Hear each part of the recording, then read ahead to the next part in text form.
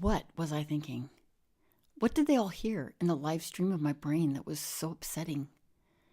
Am I so disassociated from my thoughts that I cannot distinguish between horrible and hideous, grotesque and egregious?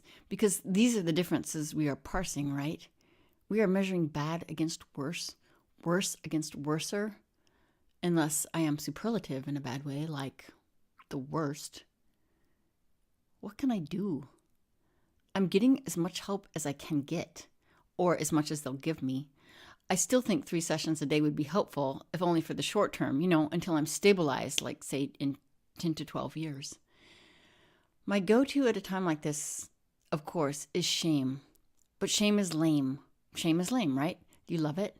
It's one of my sayings to help me remember my life scripts while bolstering self-esteem. Shame is lame. Okay, here's some more. Poking your eye in won't stop your lying. Hakuna Matata, lose the stigmata. Get a grip, you hippy dip. Don't act out, cry and pout. Ooh, here, I like this one. The quilt of guilt wasn't built in a day. Hair shirt itch for the mouthy bitch. I like that, that's good. Wash your foot before you stick it in your mouth.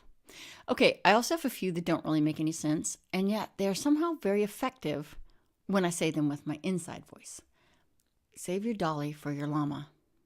I don't know what that means. You can shave your head, but you can't shave your brain. Be glad you're a sieve and not a shiv. I got 1,000 of them.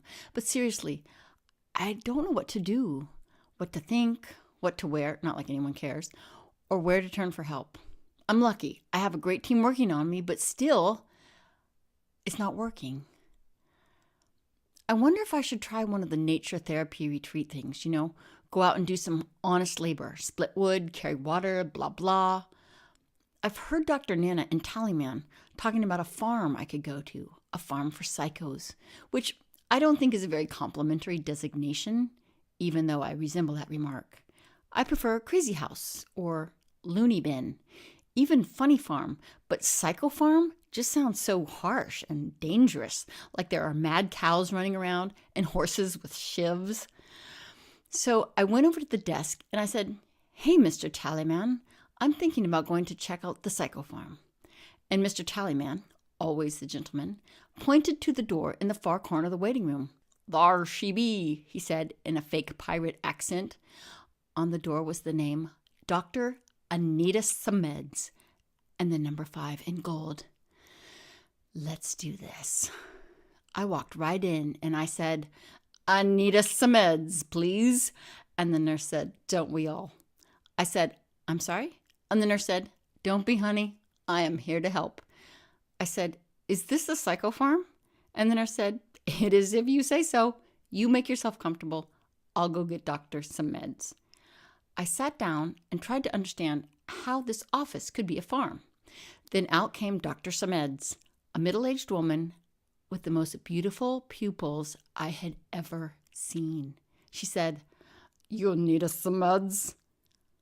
I could not take my eyes off her pupils, no matter how hard I tried to look away.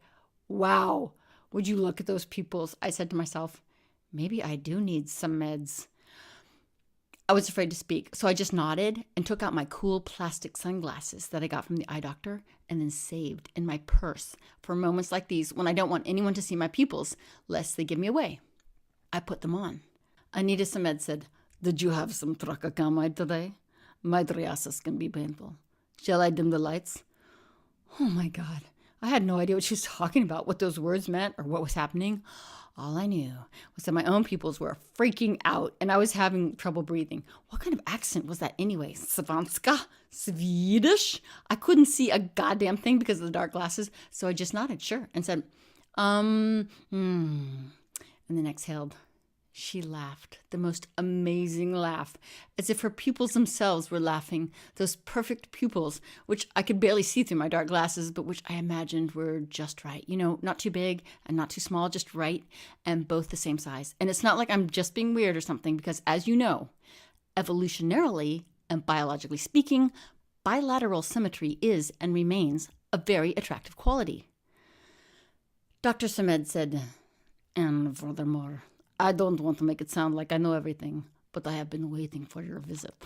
I have heard about you from Dr. Nana and the esteemed Dr. Graybeard, whose presence was such a force in our community. I don't believe I am the only one who has made a silent cry for help just so I can hear his voice.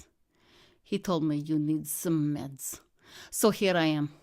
He recommended I give you the highest dose possible of a very powerful drug, sinew, on the market and still in trial.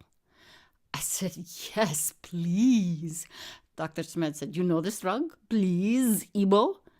It's still in the experimental phase. It's amazing the results they are getting. I think it may work for you. I said, you're giving me a placebo? Smeds said, it's not what you think. Reverse psychology, placebo plus statistical coin flip probability sauce. You take it two wrongs and they never make a right, but take two placebo in the morning and they might. Is it a ruse or a side effective, a sugary pill or a psychoselective? Maybe yes, maybe no, maybe more or less, maybe true, maybe false. Go on and take a guess. I couldn't help myself. I said, it's wonderful, it's marvelous that Smeds would care for me. Soft, nice, paradise, it's what I like to see. Smeds will help me. I've searched high and low.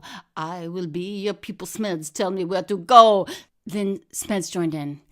Smeds has the treasure map to fit your brain's description. Smeds has all the clues you need to find your soul's prescription. Smeds is the high psycho farmer in the dell. Smeds fill the well with everlasting Seroquel. If you're feeling down, Smeds in the hayloft, pitching you a fork full of some tasty Zoloft. If you need a dosey dose to help keep your sustain, Smeds are filling up the trough in the pig pen.